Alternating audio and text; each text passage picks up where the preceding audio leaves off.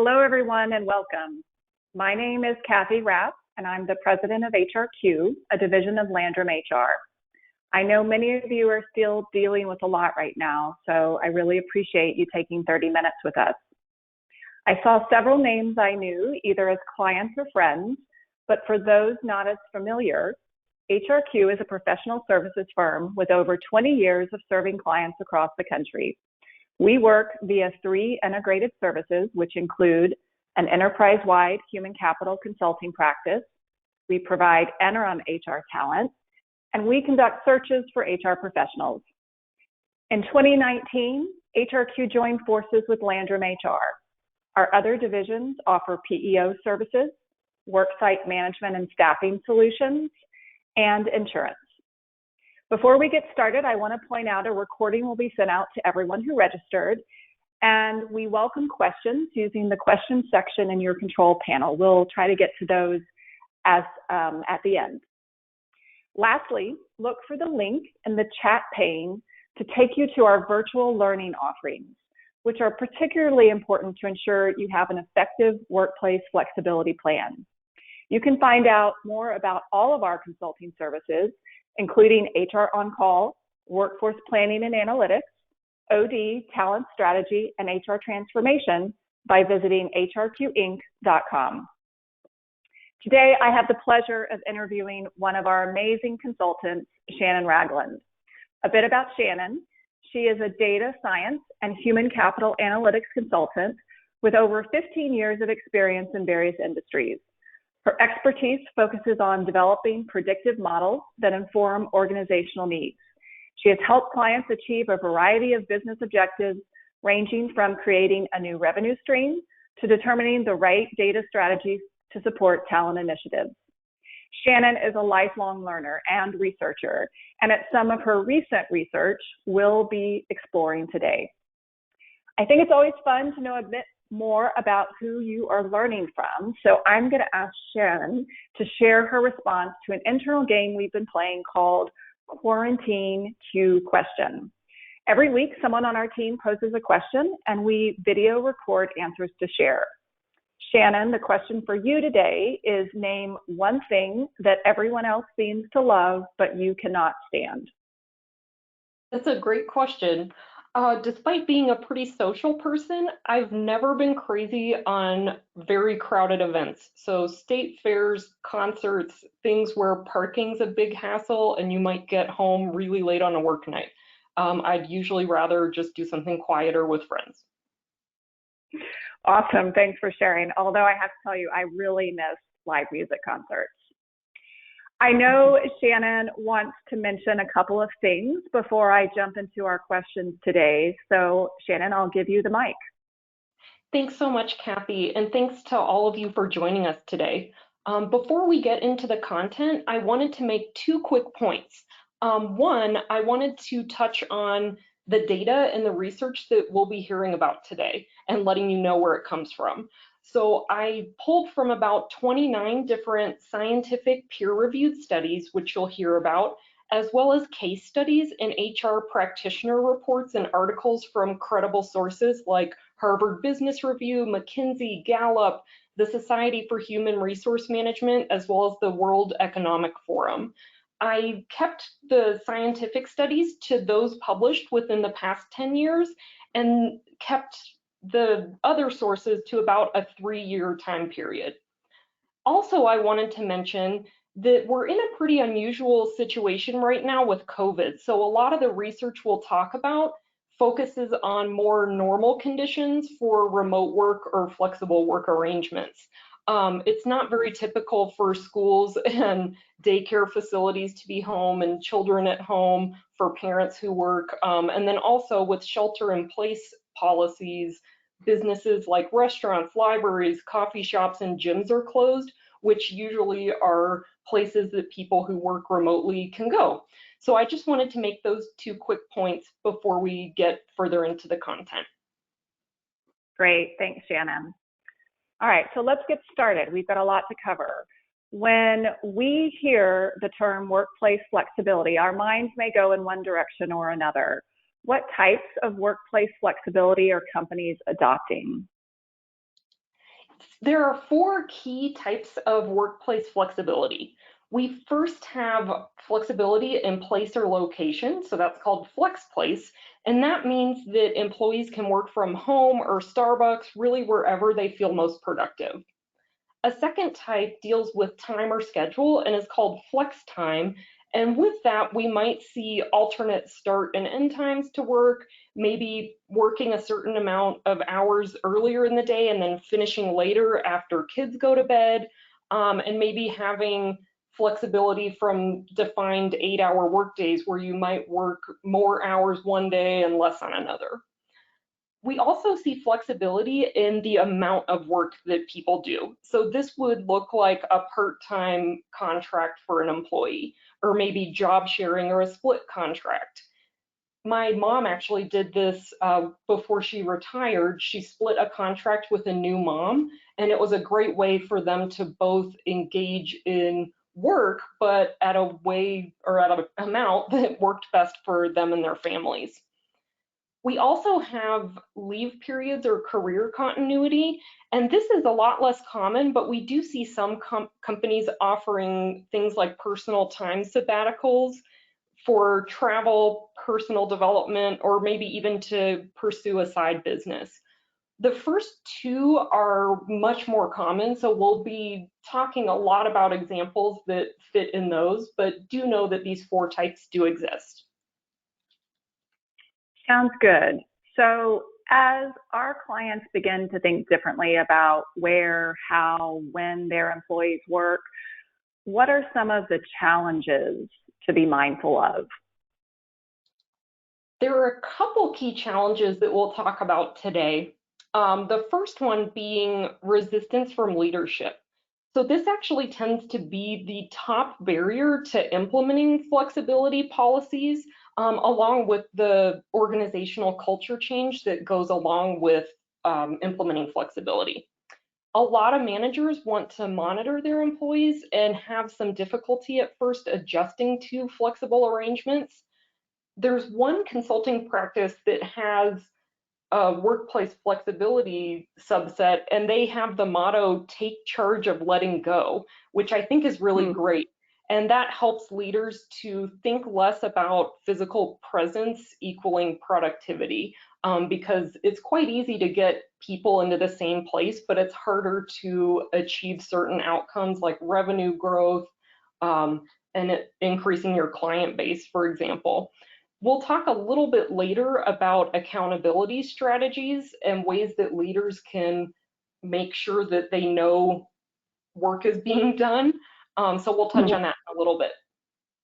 Great. Another challenge we have is reduced perceptions of fairness, and this is if flexibility is not implemented widely. So when only certain employees have access to flexible arrangements, it has a pretty large negative impact on morale, and it increases resentment among employees. And I've actually published a scientific study on this exact topic with my friend Justin Boren, and we were really excited that Business Insider cited us and featured that work in an article of theirs. But yeah, it was about resentment as a result of perceived unfairness in policy use.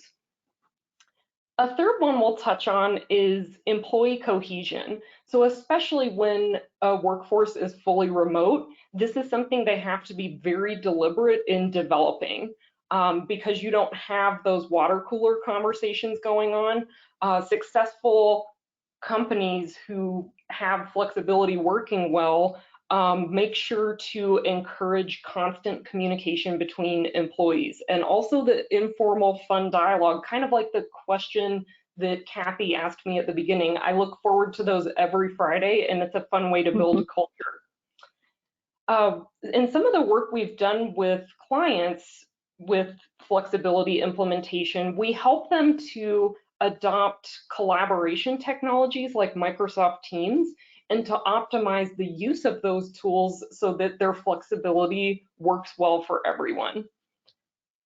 Another one we'll touch on is isolation and loneliness. So isolation tends to be a little bit more structural. That's when somebody feels left out or like there's a lack of access to resources or information that they might need to get their job done. Loneliness is the emotional piece. So that's when our needs for connection are not being met.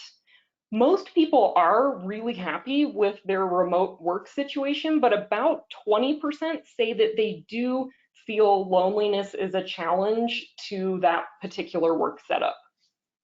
And then a last challenge we'll touch on is technology cost. So when companies move to flexible arrangements, they might need to invest in communication and meeting technology, maybe different security tech, and those can be costly, but it is good to keep in mind that that investment tends to help with business continuity going forward.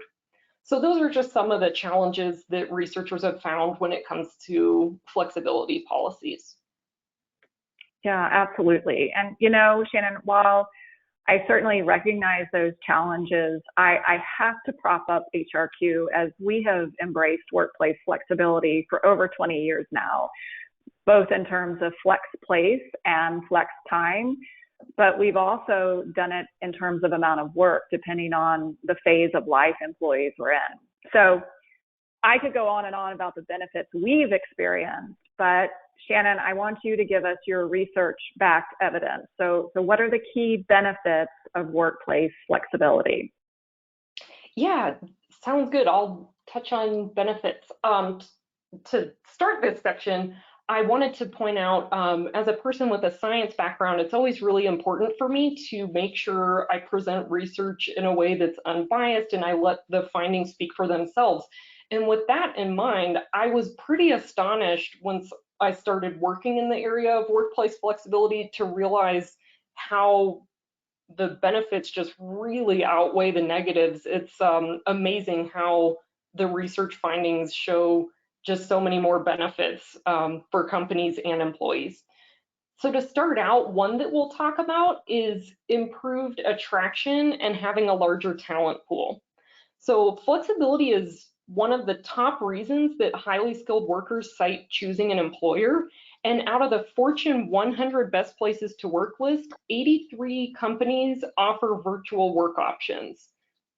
In one study, 36% of the participants said that they would choose flexibility over a pay raise, and 37% said that they would actually take a pay cut if they could work at home.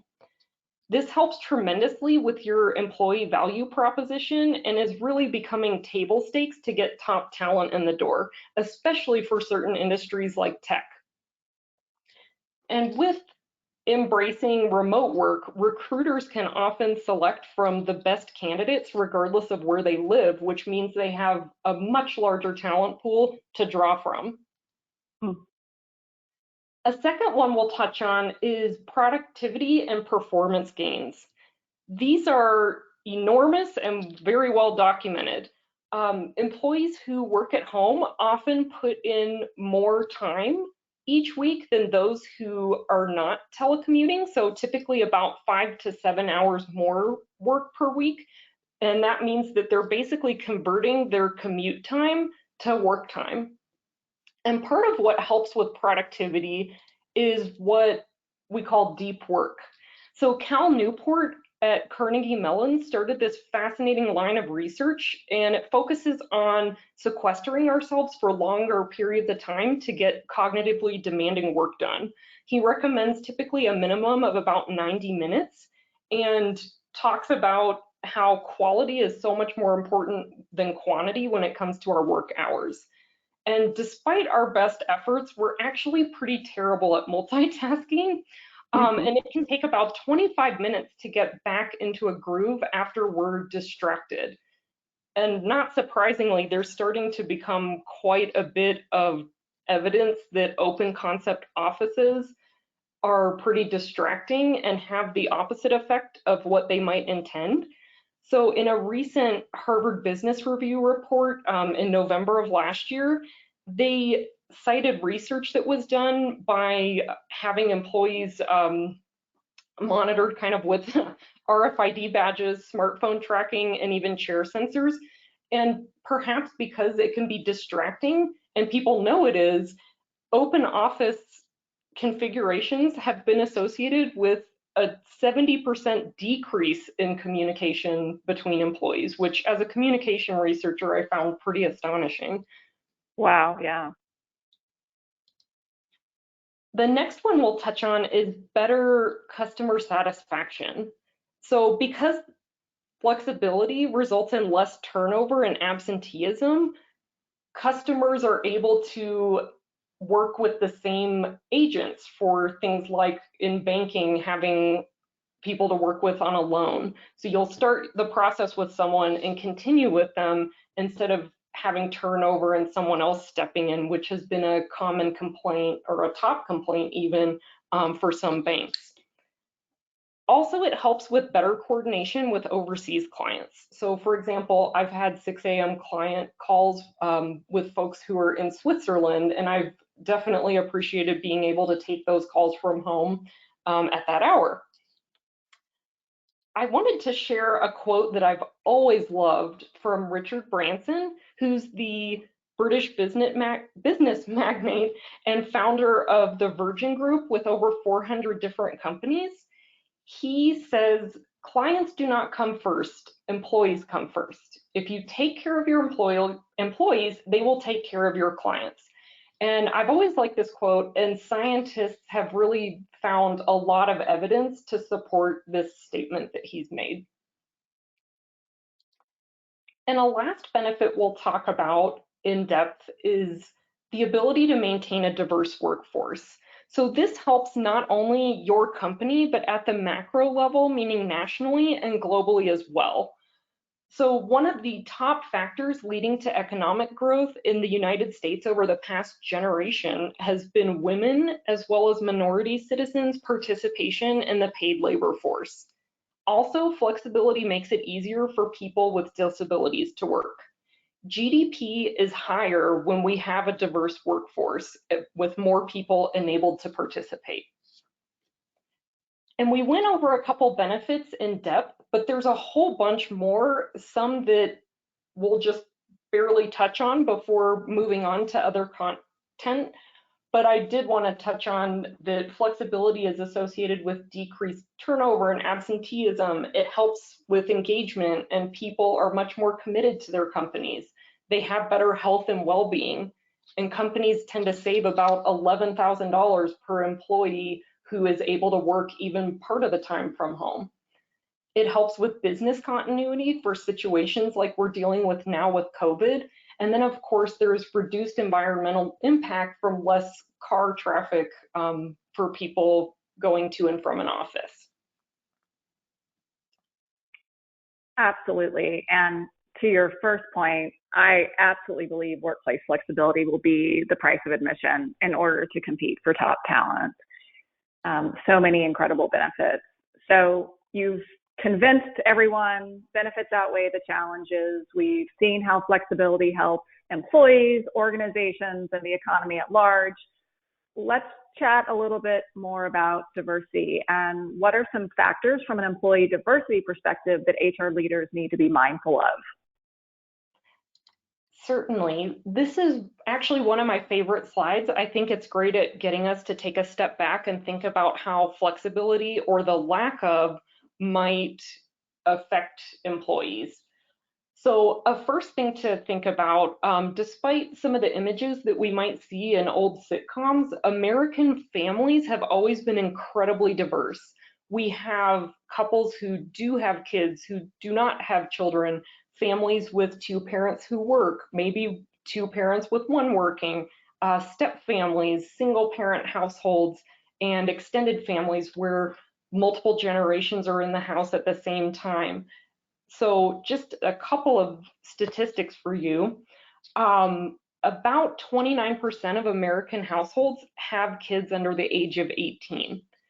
23% of American families are led by single mothers, and 12% of parents are also caregiving for their own parents. So they're what we call the sandwich generation, where they are caring for kids and parents simultaneously, which is a lot to manage.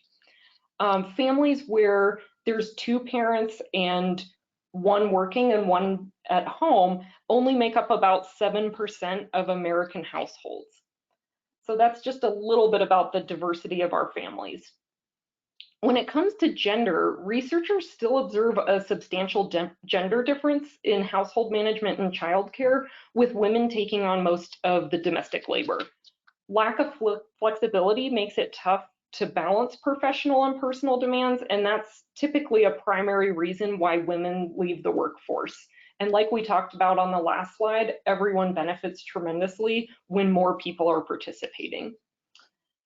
When it comes to age and generation, scientists and empirical research actually don't really find as many generation differences as we hear about in popular media. It's often more that the age we're at reflects our life stage and the different needs that we might have based on where we're at in life. When it comes to individual differences, this is kind of getting at different personality types like introversion or extroversion.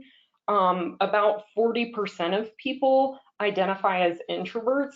So just think about how office setups can affect productivity for those individuals.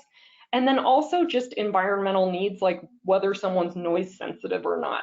So I am extremely noise sensitive, whereas my husband can work at coffee shops or the airport, wherever. I have a huge struggle to be productive in settings like that.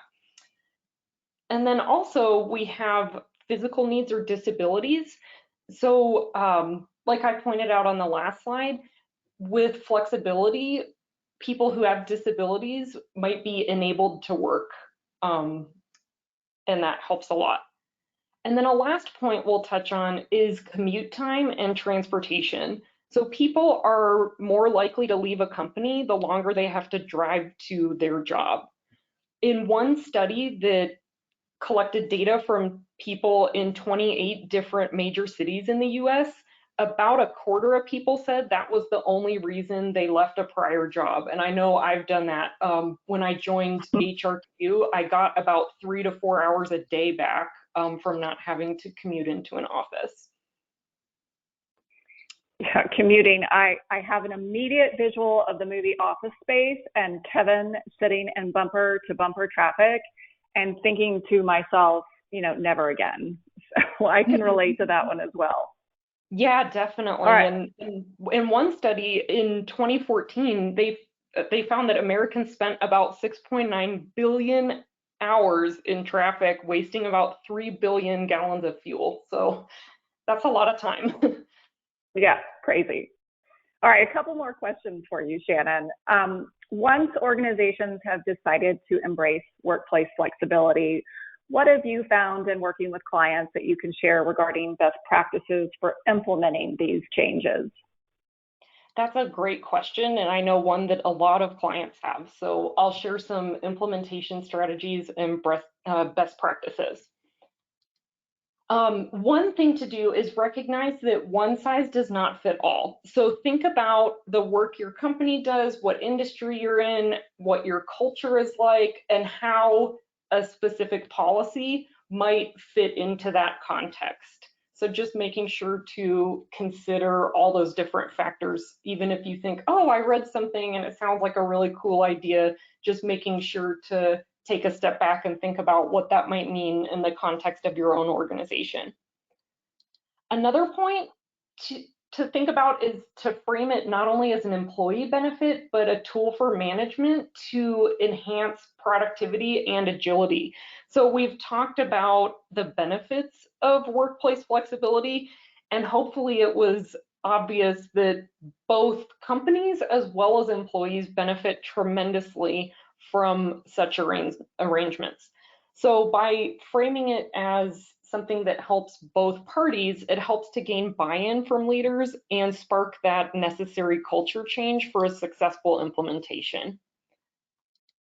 Next, it should be a company-wide strategy and not a perk for select individuals. So I touched on this already, but make sure to implement it widely and let everyone have access to that benefit. Otherwise, the people who don't will become quite unhappy and probably leave your organization. So keep that in mind, it's really important. Next is to train managers to focus on engaging and developing their employees rather than monitoring them. So a couple ways they can do this and keep people accountable. One might be to have managers establish metrics and set targets, and then focus on the progress toward those and results that are related to them. They might also set SMART goals. So maybe you've heard that acronym. It stands for specific, measurable, attainable, relevant, and time-bound. So having SMART goals for your employees can be incredibly helpful. Make sure to set expectations from day one for accessible hours or what you expect in terms of response time when emails go out or so forth. Also, people who are great at keeping employees accountable have regular meetings and they check in constantly with their team. And then a last thought is to use project management tools like Microsoft Planner, which is embedded in Teams. It's a tool that you can use to keep track of everything that goes into a project. You might have all the different tasks assigned to people and when those need to be completed by, and people can report their progress on those tasks. So those are ways that keep work visible and can help with accountability. A next point kind of relates to that, and it's to really focus on having a results-driven culture and to make sure that you differentiate between collaboration and co-presence. So not seeing face time as a measure of productivity, but having those targets and goals that you're working toward and tracking on. And then last is to pilot workplace flexibility changes. So this might be trying to adopt new schedules. So make sure to include everyone in those. But if you shift to having one day at home or rotating days or maybe a 4-day work week, you can start small with flexibility. So instead of going completely remote, just doing a little bit at a time and seeing how that works. Or with collaboration technology, implementing that by a department to just see how that team found working with the tool. So those are a couple of tips for implementing flexibility in your workplace. Great recommendations. So final question here, as CHROs are really taking charge of risk management strategies with return to work and work from home plans, what are organizations doing to navigate out of this COVID-19 crisis management mode and into this new way of working? Yeah, that's a great question. I've seen some recent studies, and employees overwhelmingly want to have some kind of flexibility once we get past COVID. So to the level of like 94 to 98% of people in those surveys say, I would love to have this option moving forward. So here are a couple of ways that companies are trying to implement flexibility as we move past COVID. One thing they're doing is considering the impact of coming back to the office on parents. So if schools are still closed, if daycare is not an option, thinking carefully about expectations for coming back to work and what that means for parents. Another thing companies are doing is enhancing contingency plans for both remote and on-site environments. They're thinking more deliberately about business continuity during disruptions. Some people were thrown into this and had to react so fast, but maybe they're now getting a chance to take a step back and say, okay, what would have been the ideal way to handle this? And then adapting those contingency plans. They're also finding ways to stay engaged. So having surveys where they check in with people and make sure that remote work is going okay for everyone. They encourage consistent communication and even do fun things like a step challenge where if we've been at home, it can be kind of challenging to maybe keep our typical exercise routine. So that's a fun way to encourage people on the team to stay active.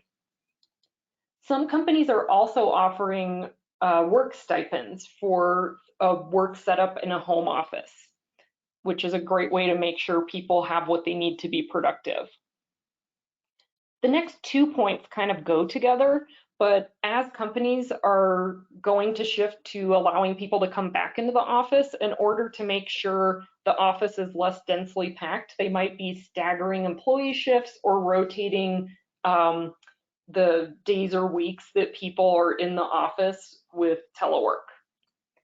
And then a final point is, this is kind of a long-term post-COVID plan, but companies are realizing their employees are staying really productive while working at home. So lots of folks are looking at having less of an office footprint post-COVID and converting cubicles to communal space as their leases expire. Some researchers at MIT found that having a space for immediate teams is more important for positive outcomes at work than necessarily having a whole space for intra-team collaboration. So you could have less office space and have certain teams in on different days. And according to the research, that can help with keeping things productive and also having less space that you need. So yeah, that's what some companies are doing to move on from the COVID situation. So you mentioned checking in and use of surveys earlier as well. And I just have to give a quick shout out to Tammy Rosen, who is the CHRO at Atlassian and a client of HRQ's. They have an awesome work-life log on their website, and Tammy wrote and shared a lot of information about their crisis response strategy, inclusive of some of their survey questions. So we thought it could be helpful for some of you. Look for the link in the chat area and it will take you there. All right, so we've gone a bit over. Apologize, there's some questions coming in and we will follow up with folks and get to those. Thanks again, Shannon, for an informative discussion. And as a reminder, everyone will be receiving a recording. Feel free to share with those who are thinking through workplace flexibility offerings. Please do visit our website, landrumhr.com and hrqinc.com, to find out more about our upcoming webinars. We have an economic update webinar focused on Q2 results coming up on July 23rd, so be on the lookout for that invite. And as we close today, there will be a short survey that pops up eventually, I promise, so do hang on and provide us some feedback. On behalf of Landrum HR, HRQ, Shannon, and myself, thank you so much for joining us today.